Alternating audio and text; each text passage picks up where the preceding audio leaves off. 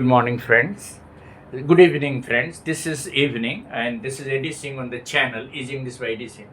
Often, questions are being asked by my viewers about how to command on spoken and written English. See, actually, for any language, what is important? Just think about it for 1 second. For any language, it is very important to know the Vyakaran, the grammar of. For Hindi and Sanskrit also, in Sanskrit also you have to know the grammar, the Vyakaran. In Hindi also you have to know the Vyakaran. In the similar way, English language also has certain grammatical structure, certain, you may call it tenses, tense structure, word formation, noun, pronoun, parts of speech, verb, adjective, adverb, interjunctions, conjunctions. All these, parts of speech, all 8 parts of speech are often used and combined together to frame sentences. No language can be without grammar. Even a small word that is a or an makes a difference. This, if a noun sounds like a vowel, we always use an before it, like an umbrella, an apple, an American, an Indian.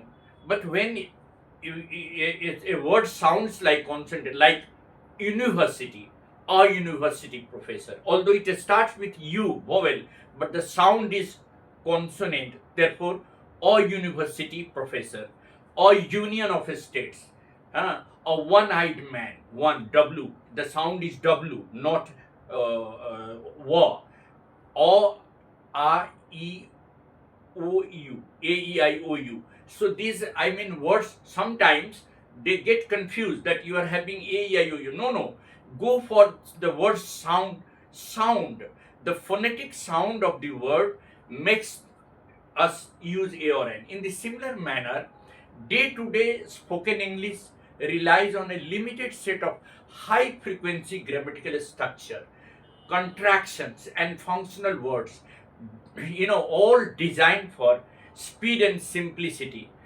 If you go through the root of the spoken English, you will realize that there are certain essential verbs and tenses which are often used in day-to-day spoken English. We cannot frame a sentence, we cannot speak a single sentence without having essential verb and tenses. Verb, tenses, noun and pronoun, preposition and conjunctions, all these grammatical items combined together make a meaningful sentence. For instance, if you take the example of habitual actions that we perform every day, all these verbs are in simple present. The structure is subject plus V1 oblique V5 plus object plus complement. What I mean to say, that those actions which are just habitual, we perform those actions as a matter of habit. For instance, I am telling you, we often get up in the morning. Now, this is get up. We is, of course, the first person plural, and the verb get up is also plural. So, we often get up early in the morning. This is a habit. Everybody gets up early in the morning. This is a habitual action. We often take bath early in the morning. We brush our teeth every day. We attend our offices every day. Everyone, works somewhere or the other.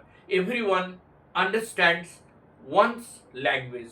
Everyone believes in some one or other religion. So these are the actions which usually come under a habitual action.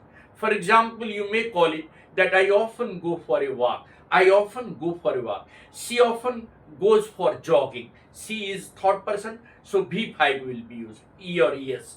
She often prefers to take coffee to tea. She takes coffee to tea. That means she prefers to take coffee to tea. She doesn't take tea.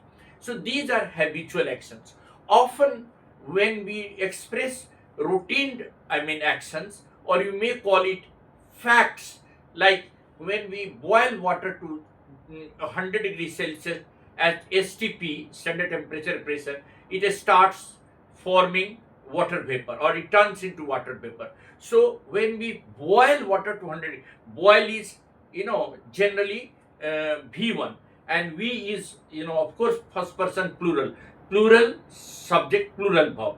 Third person singular, V5 will be used, or otherwise in all other cases V1 will be used. Like the people often go for shopping in the evening. This is a habitual action.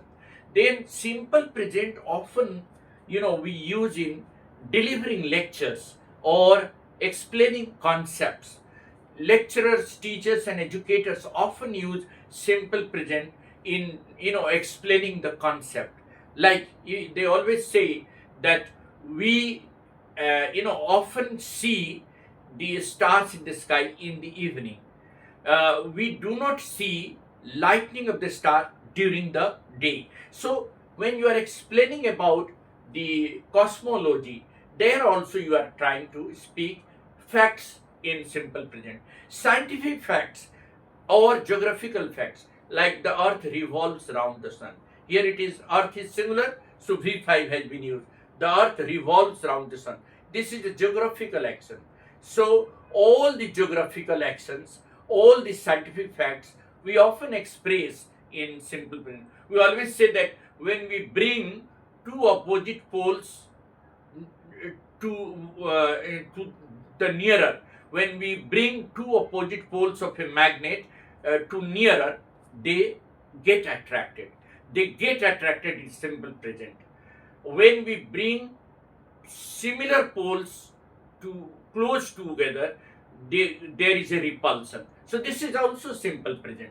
So simple present actions can be either habitual action, can be routine actions, can be scientific actions, can be geographical actions, can be facts what we are talking about. Like when you are delivering some lecture on the present global scenario, you will say that the present global scenario is not very conducive, simple present. Why it is not conducive? Because of the ongoing war between Iran, USA and Israel, and Ukraine and Russia. These, war, make us believe that the coming, days are very painful. There is energy crisis.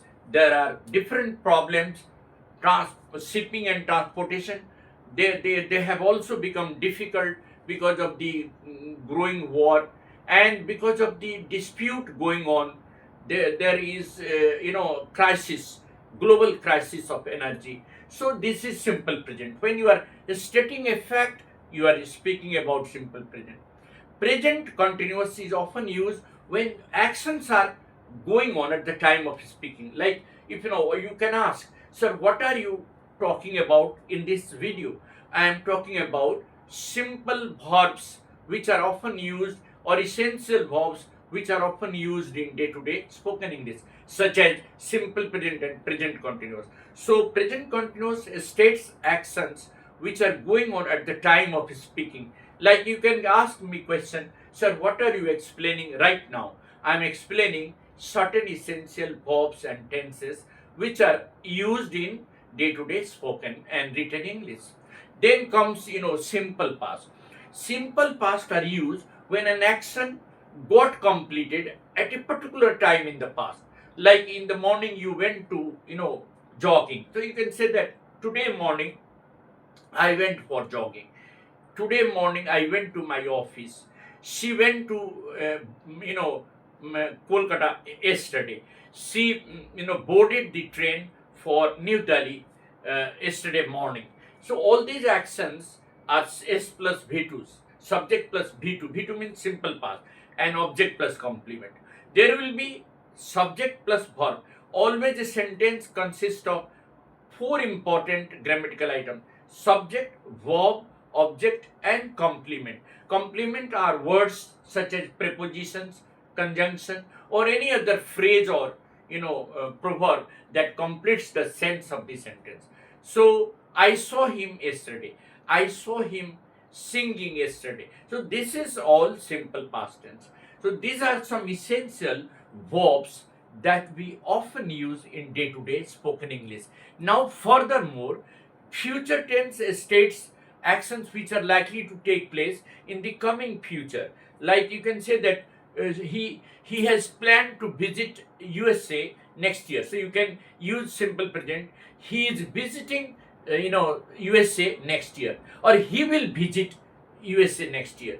There are certain, I mean, in future also you can use subject plus will shall plus v1, or you can use present continuous, like the train is arriving in a short while. It is simple future, though it is expressed in present continuous, but like the program is about to begin, it is in simple present, but it is stating future action. The prime minister is about to address the gathering, it is about simple future, but it is expressed in simple present. So simple present and present continuous can also express reference to future time. So and the most, I mean, useful verb, that subject plus is mr, the auxiliaries, or do or does, or do or does, or plus not plus v1. Like we often say that we do not understand what the teacher says in the classroom. We often understand what the matter is about. She does not like to go for gossiping. He hasn't yet understood the things, like that. These are some verbs which are having auxiliaries. Like, isn't it right to ask a question? Yes, it is right to ask a question. Are not you sure about your plan to visit USA next year? Well, he was sure about visiting USA next year. Well, are not they the members of this club? Yes, they are the members of this club. So these are also some essential auxiliaries. Will you allow us to speak on this topic? This is also simple future. Will they ever ask us any question about what we are going to do in the future? So the essential verbs forms also are required in day-to-day spoken English, and without verb you cannot really frame a sentence. Any sentence, now if you are speaking in present perfect, you have to use subject plus has or have plus v3 plus subject plus complement. Like, he has lived here since 1998. She has studied in this class for the last 6 months. They have lived in Kolkata since they were born. So you are using two, I mean, verb form together, connecting two ideas. Like, I haven't seen him ever since I met him in Kolkata. मैंने उससे कभी नहीं अभी तक मिला, एक बार जब कलकत्ता में मिला था. I haven't visited New Delhi ever since I visited in the year 2003.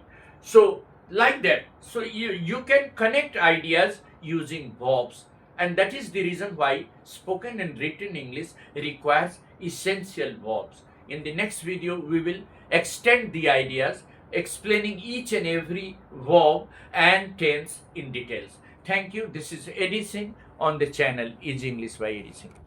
Thanks a lot.